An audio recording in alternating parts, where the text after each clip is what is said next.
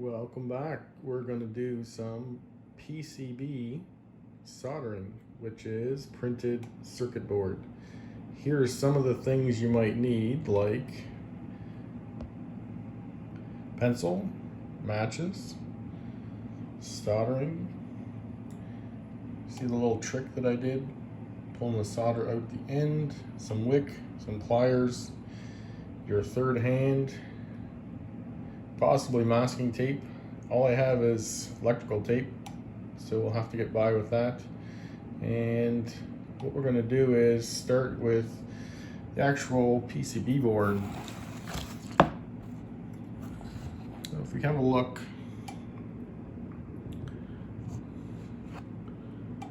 right at the board, nice color of copper, but is it really that good? We want to make sure that they're colored. So this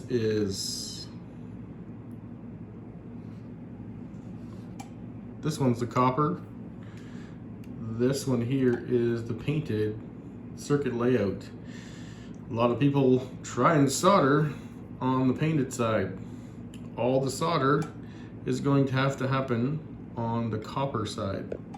So that's the first thing about PCB boards. Some PCB boards have both sides, some have layers, and some have single sides. The one we're going to work with is just a single-sided board. So copper side up. Remember we talked about cleaning. We got to make sure it's nice and clean. So the easiest thing to do is use a nice little pink eraser. The eraser will clean up the copper if it is oxidized so that you can solder and get a good clean connection. So what I'm going to do is I'm going to start and I'll see if I can show you the difference.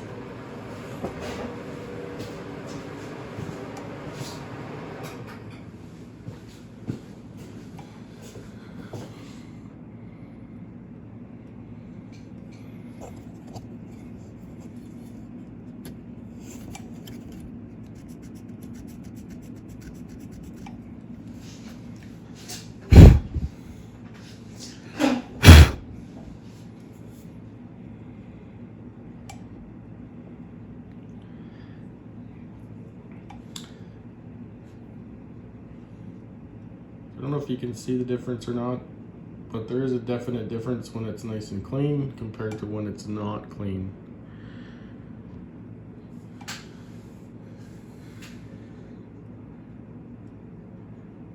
So the first thing we're going to do is clean the board, get it ready to solder.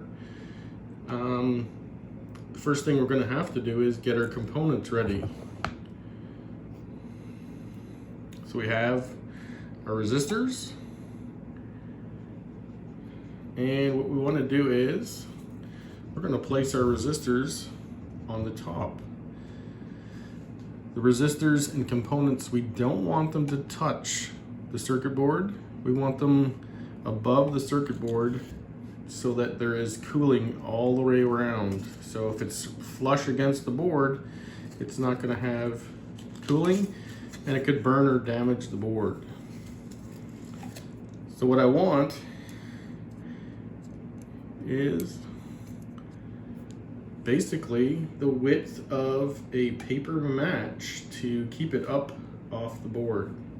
So it doesn't have to be 6 inches off the board. It's just going to be just enough that the air can go underneath and flow correctly. First thing we're going to do is we're going to bend the resistor. So we're going to use a flat resistor setup. So it's just going to go basically flat against the board. We don't want to bend it too close.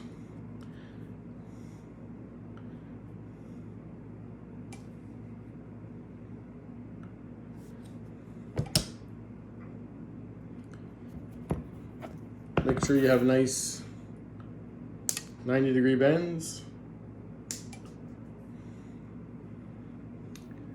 So there it is, bent 90 degrees. At this moment, we're just going to worry about getting it into the board so that we can solder it. Doesn't really matter where they're going right now. In the future we will, because my circuit has to have the correct positions.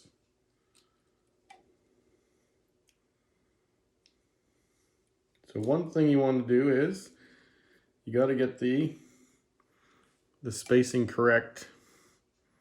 So you want to keep in the same hole, in the same row.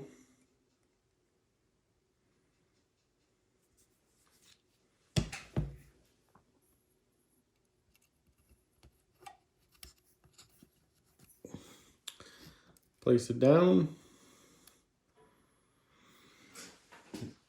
Nice and easy, just like that. Now the problem is,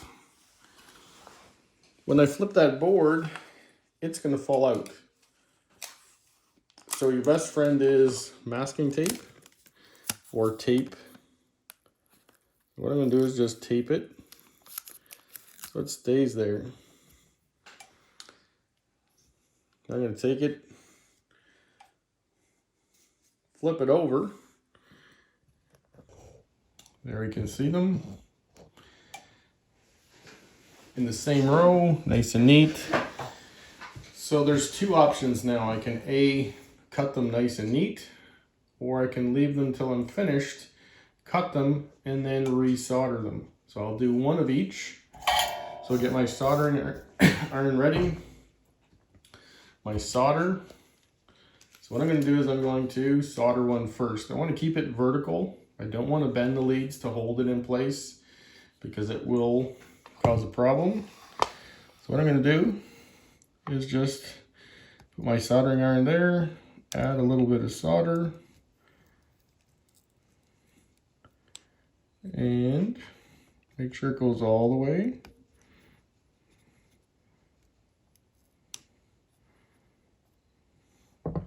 Nice and neat. Let it dry. You'll notice the flux is gathering around the outside edges. We'll clean that up after. So now what I want to do is I would have to cut my lead at the correct height. So if I take my work and I look, oops, at the right height, it's just above the solder.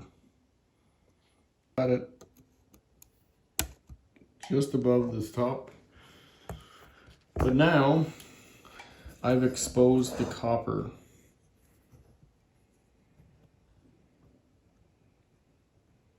So if I look down on the top, this copper leg is exposed. So the best thing to do is just solder it again so it covers up that leg. So place your iron on the next, reflow it, and it should all be covered. Nice and neat and shiny, good solder connection. If I'm confident enough, what I can do is I can guess the height on this side and I'll cut it beforehand. So I'll trim it, then I'll take my solder and I'll solder it after I've cut it. Place my iron, oops, I'll go on the other side. Iron, melt it, and you can see my guess was a little off. So my height is a little bit high. Usually if I try to rub my finger across it, if it's catching them, just catching on my finger, that's good. If it's sticking into my finger, then no good. If I'm finished for my connections, then I want to do is I want to fill in each of those eyelets. So at one point you're going to have multiple connections, so you may not want to fill it all in right away, but for today, for practice, go ahead and fill this in right to the edges, but don't go across to the next copper trace.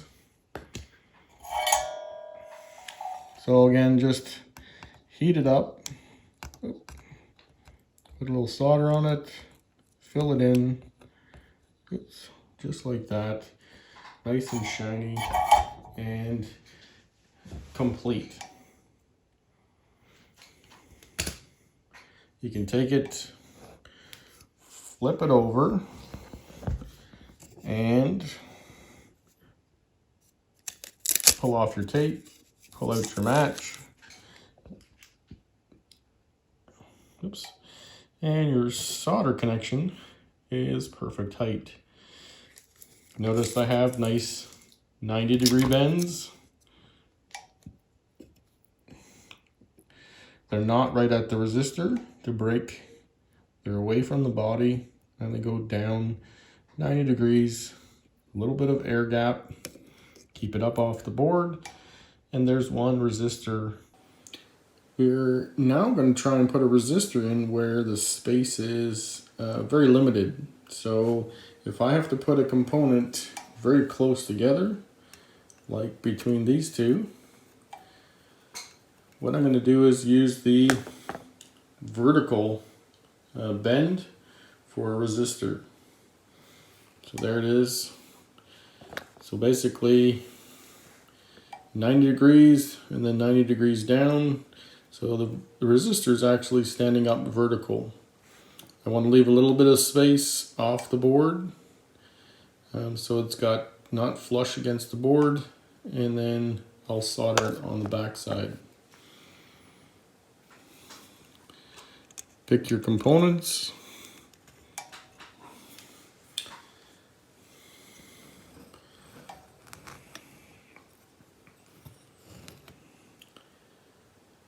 Looks about correct. Probably could go down just a touch. Right there. So now what I'm going to do is flip it over.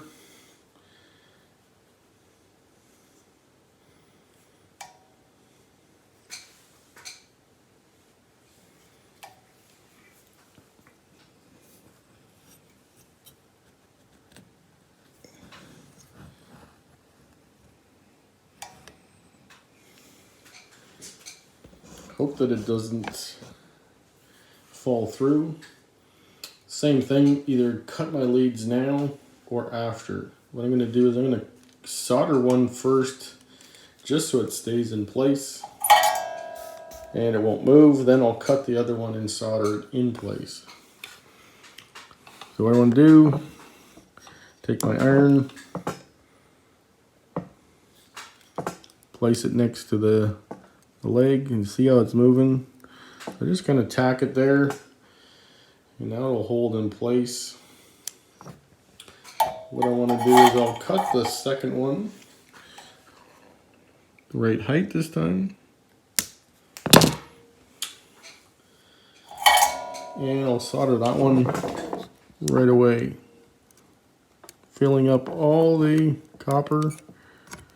Oops, and it opened up, so I'll just fill it in.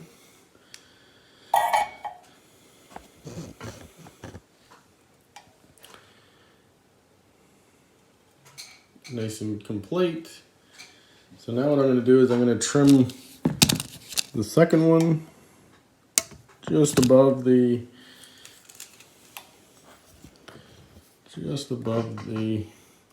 solder so that it will flow up. So you can see the last one was a little bit way too high, and those ones pretty close. So I'm going to go ahead and solder that one completely, fill it in.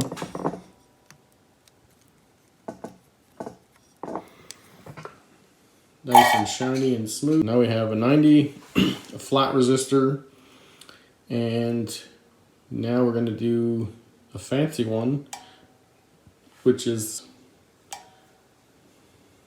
so See how I did? So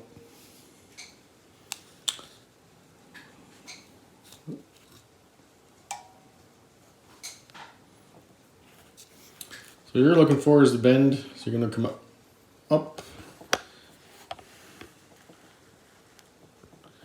basically off the resistor, up and around, and then back down. On the back of your sheets, there's examples of these. Now this one, it takes up a lot of room on the board to get it the right spot. So we're going to place it in the spot that right now. Oops. So I got two resistor legs. So again, I'll do one of each style, making sure I go back and reflow it. So again, just add a bit of solder.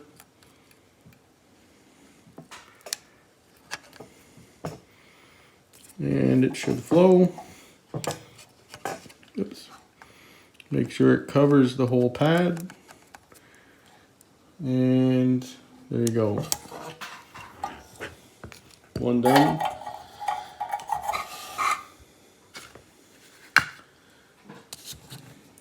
Come back, trim it, and what we'll do is we'll trim this guy right at there. Come back and solder him. Done. And we'll reflow this guy. That guy's done. So this one's missing a little bit. The front, so there. Flow it. There we go. All nicely covered. So there's resistors in a circuit board. So we'll take this, we'll flip it back over and have a look again at the resistors. So you can see the vertical, the stress relief, slightly off the board, nice and neat, no solder coming through, the white's up, not the copper. Back, we're going to strip the wire like we did before. We're going to pick the place to put the wire in, and we'll solder the wire to the circuit board.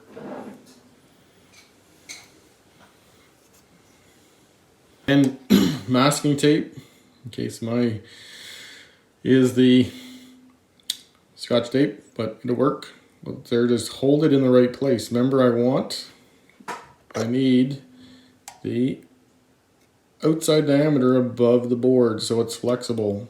I don't need an inch, and I don't want it flush. Flip it over, and there's my wire.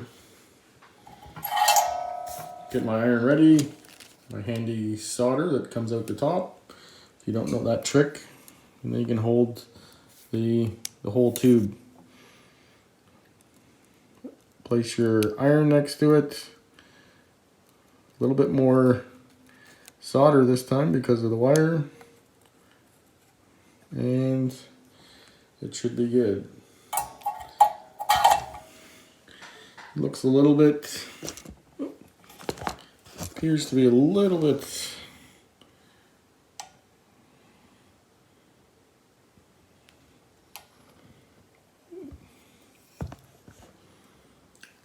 high.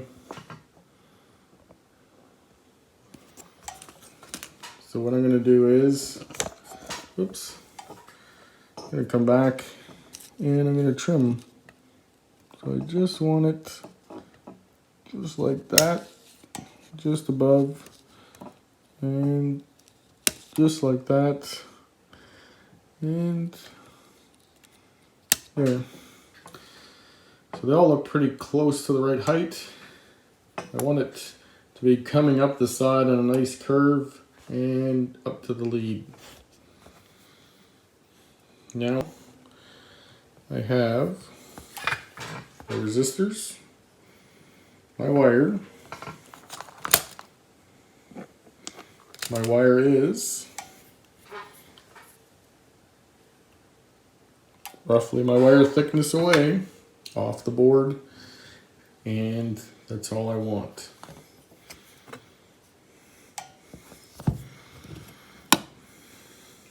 So a lot of it is practicing. If I bend my wire,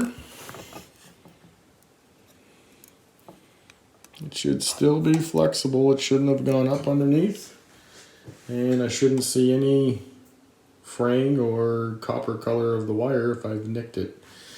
And looking at that, I have M22759 16-20.